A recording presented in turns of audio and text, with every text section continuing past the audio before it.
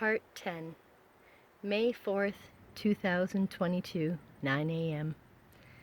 Crystal Dawn sat at the desk outside their bedroom box. Their room was simply a bed-sized box, composed of a bed and a cedar shelving unit to one side. It was exactly what they needed and not an inch more.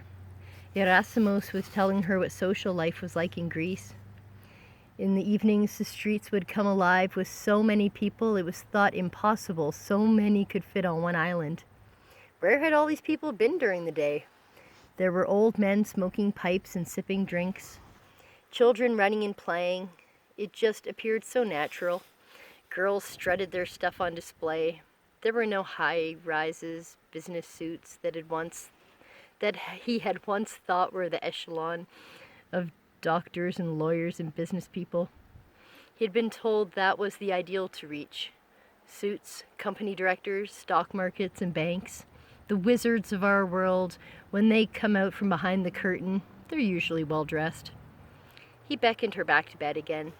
After another beautiful beginning to the day, they collapsed in exhaustion. He picked up her binder on positive psychology. She'd brought home her old therapy binder last night and pointed out the 5-to-1 positivity ratio for Gerasimos to read. Dr. Rick Hansen, a neuroscientist from Berkeley University, had written an amazing article on "Do positive experiences stick to your ribs?" He probably wasn't expecting his words would be read in the most loving and positive of experiences, but it was most delightful to hear Gerasimos read aloud about the human brain and its inner workings. He likened the idea of a wise mind, the experience of being in touch with your emotions, while at the same time having the capacity to think logically while making decisions, going within to integrate an emotional mind and reasonable mind. A wise mind is part of each of us so that we can know and experience truth. It integrates all ways of knowing, the magic of intuition, the calm that follows the storm, when you grasp the whole picture and know something directly and clearly. Crystal Dawn was far beyond ecstatic that Gerasimos was taking such an interest. He was not only reading aloud, he was analyzing his own experiences and that of society. Negative experiences trump positive ones. He went off on Trump. Apparently the politician Trump has taken the meaning of this word, as we cannot read through a sentence without the word Trump holding its original meaning. It was a slaughter of words. Crystal Dawn tried to get more reading done. She began part 3, realizing this entire portion of the book was torture, literally, both for the character and the reader. Winston had been caught by the thought police, pages upon pages of torture, most difficult to read, but necessary. There was a reason George had written it. She was able to pull the gems of truth hidden amongst the pain. Did you know it was Winston's Brotherhood contact that turned out to be his torturer? He had provided him with the book that would offer truth, and then page after page, unknown days of pure torture to break the truth from him. Why? It's because they saw his resistance to their ways and could not merely end his life and create a martyr. They had to crush him first, not just physically with the torture, and not just with a confession, but with a true inner crushing of his belief. Would they then succeed and could end his life? The reality was far too painful to read. Crystal Dawn, too many times throughout her life, had stood up for what was right. That was usually the decimating move. You see, when she smiled and spoke fondly of the party, they loved her. They saw her light and wanted to shine it positively on their works, which surely there is good and bad in everything. Anyone can look at the good or the bad. They both existed simultaneously. She had once been permanently recorded in Canadian history in a Hansard report for being a hard-working, diligent trade worker. When she came upon rough waters, they were nowhere to be found. These people were not in the business of solving problems. That wasn't capitalism. There was a huge rift in the treatment of trade students and academic students, but it was not a rift the colleges were willing to address. When she was younger, a girl of 19, she had attended her first year of studies at Selkirk College in Castlegar, British Columbia. Sociology, geomorphology, history, English, and computer science, Everything was fascinating. There are many people in our world that would love to spend their time studying, learning, and filling themselves with all the knowledge of the world. They are labeled as Van Wilders and suggested they merely want to party. A lifelong passion for academics and study must be funded by someone. These students eventually became paid professors because they needed the universities to fund their studies. Teaching students was just a side burden placed upon professors that did not want to teach. In an English class, some blonde girls were chatting a row behind Crystal, sharing stories of recent travels. One had returned from what she called Vancouver. A derogatory term for the city of Vancouver suggests so many Chinese people had moved there. It was now another Hong Kong. What these girls failed to realize in their absent-minded bigotry was that a row behind them silently sat two international students. Clearly of Asian descent, these two quiet girls sat in the back listening to the blonde girls before them speak. Crystal Dawn was disgusted with such outward racism. She spoke to the teacher after class and was told there wasn't much he could do about it. More injustice. Crystal Dawn quit going to class and never passed it. In retrospect, the class had cost over $500 toward a student loan she still owed money on. If she had paid cash for the class with her earnings from her 4 jobs she simultaneously juggled, she would have appreciated the value and not dropped out due to others' hatred. She would have stood up to the girls and told them to take that bigotry and get the fuck out. We always have so much nerve and gumption after the fact, eh? This Canadian usage of the non-word "a" indicates the speaker is checking with the listener if they are in agreement. Most people can relate to being frozen in fear when action or words are required. The fear was crippling. Have you ever heard the term stunned cunt? It is typically used by trade workers, the proles, to insult a woman, but just about every other insult is directed toward women. It could be directed at anybody. What was a stunned cunt, though? Drawing from her own life experience, Crystal Dawn would define a stunned cunt as the moment a man hits a woman and she lies on the ground unreactive. She's not knocked out cold, though. Rather, she is in a state of disbelief and frozen in terror as to how to respond. Should she respond as one should when being hit by another individual? Are we supposed to yell, scream, fight back, run to safety, call the police? Apparently not leading up to 2022. Police are rarely called. As a side note, while we are drawing from personal experience of a man hitting a woman, this is not always the case. There are far too many women that think it's okay to hit a man, whether in a state of frustration, jokingly, or impaired with alcohol or other mind-altering substances. Now, with the new world of 2022, what happens when an individual with the physical, biological makeup of a man, but now identifies as a woman, hits a woman? Do the same laws apply that this was an unfair abuse of power? Or is it now matched as less significant, as the current society has odd sexual ideologies of a woman and a woman fighting? Surely, the impact of being hit by one's partner is no less significant. But why? Why would someone lay there conscious, stunned in submission? Disbelief.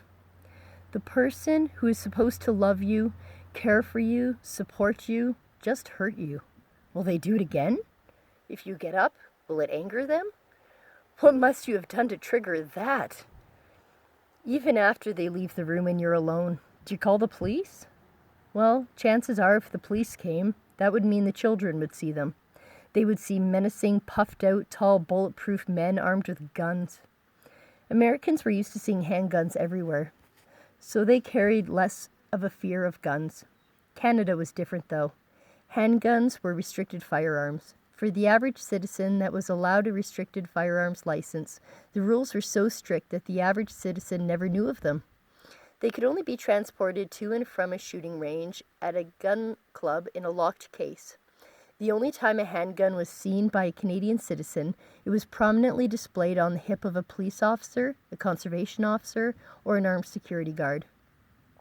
These individuals had an immense presence. It was terrifying to be around one. There was a time, locked away in Crystal's youthful memories, when her father had been extremely proud of carrying a firearm as a Brink security guard in Calgary, Alberta. He had always been a trucker, and Brinks offered an opportunity for a trucker to carry a gun and a uniform that demanded a level of respect and a decent wage. It was not much better than that of a long-haul trucker, and the danger was far more imminent. He loved it, and her Jehovah's Witness mother hated it. During their separation, he drank a lot. His sister worried for him. He would park outside the bar with his Brinks uniform hung in his window. That way, when the police approached his vehicle and saw him sleeping within, they would not disturb him or question him. Bloody smart man he was. He volunteered for the Calgary police and bore a volunteer ID. This he kept at the forefront of his wallet in case he ever needed to open it for the police. He wasn't just a sneaky smart person. He was a good person within. A frustrated, sometimes angry, mostly fighting trucker. You know, he was once charged by the police for pulling his tractor-trailer up behind the car that had suddenly cut him off. He didn't just stop behind him. Oh no, he got out with a weapon in hand. The plaintiff said he had been threatened and his vehicle kicked and dented by steel-toe boots. Crystal's father wore hush puppies, a soft slipper that made driving long distances more bearable. It was impossible that what he had been charged with had occurred. However, it was this one event that sent his life spiraling down to the hole of unemployment, health failure, foreclosure, possessions taken to the dump, attempted suicide by stepping in front of another driver's tractor-trailer, hospitalization, hopelessness, and when he finally pulled upon the reins of his life and had acquired a home in Drumheller, Alberta, he had a stroke. Crystal Dawn sat and contemplated on her father. He was currently a Wolverine. For real. When he died, he wanted to be cremated, and she was allowed to keep the ashes. A Wolverine had been acquired by a trapper in Manitoba. It had magnificent colors and bore a heart on its backside. Crystal created a space within the Wolverine's body to house her father's ashes. He currently sits in her showroom with no tongue, as a political statement for the truckers of Canada. What better than a Wolverine to represent a strong, fighting working class? In reality, he never let her get a word in edgewise, so it was now quite fitting that he was bound to silently listen. Geez, she scrolled back up. How had she started thinking about her father again?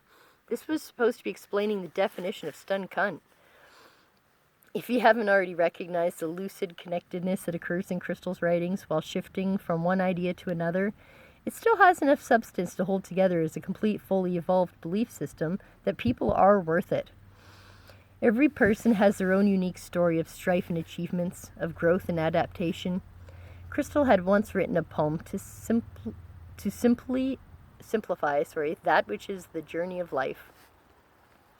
Desire, longing, energized, pursuit, discovery, disinterest, dissatisfaction, change, growth, wisdom, aging, exhaustion, satisfaction, peace.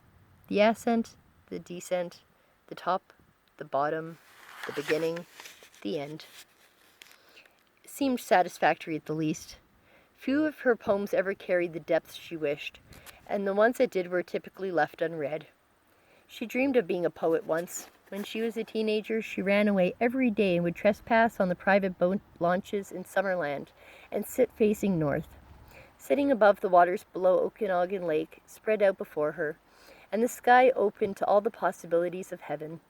It was here in Trout Creek that she wrote beautiful poetry about the relationship between the seagulls and the water, alone, together. She wanted to be a poet like the great Dr. Zhivago.